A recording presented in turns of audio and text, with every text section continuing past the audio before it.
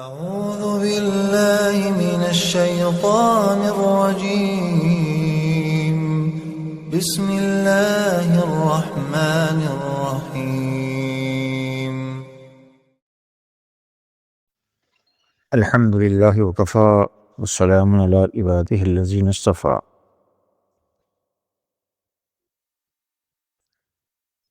امام مسلم رحمہ اللہ نے ابو مالک اشعری رضی اللہ تعالی عنہ سے اللہ کے رسول صلی اللہ علیہ وسلم کا ارشاد نقل کیا ہے، الطہور شطر الایمان، کہ پاکیزگی ایمان کا آدھا حصہ ہے۔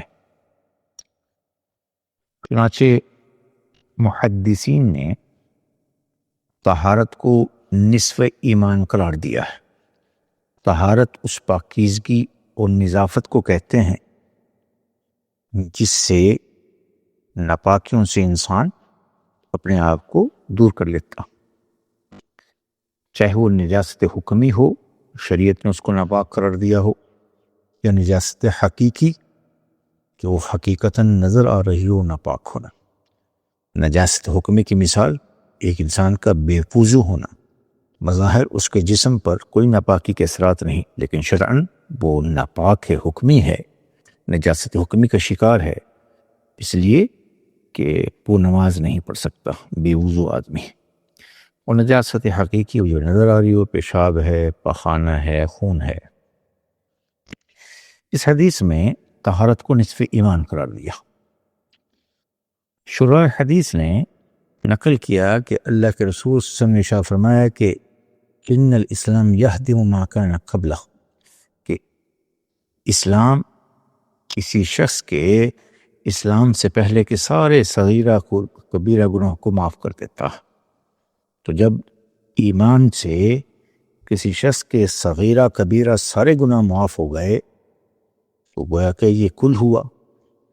اور وضو یعنی طہارت، اس سے انسان کے صرف صغیرہ گناہ معاف ہوتے ہیں۔ جب انسان اچھا وضو کرتا ہے تو اس کے تمام گناہ معاف ہوتے ہیں۔ علماء نے لکھا کہ صغیرہ اس معنی میں یہ جز ہوا، طہارت کے لیے نصف ایمان ہوا۔ بعض محدثین نے یہ بھی بیان کیا کہ یہاں پر ایمان سے مراد جو شطر الایمان میں یہاں پر نماز ہے، جیسے اللہ نے قرآن پاک میں ان لوگوں کے اشکال کو دور کیا کہ جو قبلہ کی جانب بیت المقدس کی جانب نمازیں پڑھتا رہے تحویل قبلہ سے پہلے اللہ نے فرما دیا ما کان اللہ لیضیع ایمانکم، کیونکہ ان کے ذہن میں یہ آیا کہ ہماری پچھلی نمازیں ضائع ہو گئی جب ہم نے قبلہ کی طرف منہ کر کے نماز پڑھی ہی نہیں۔ اللہ نے فرمایا کہ نہیں، شریعت کا حکم بدلنے سے پہلے جب تک شریعت کا حکم بدلا نہیں تو حکم وہی تھا، تمہاری نمازیں ضائع نہیں ہوں گی۔ تو اس حدیث میں، اس قرآن کی آیت میں ایمان کو، نماز کو ایمان سے تعبیر کیا۔ تو اس آیت میں ایمان سے مراد نماز ہے۔ تو اب مطلب یہ ہوا کہ صحت صلاۃ کے لیے طہارت اہم ترین شرط ہے، اس لیے طہارت کو نصف صلاۃ فرمایا گیا۔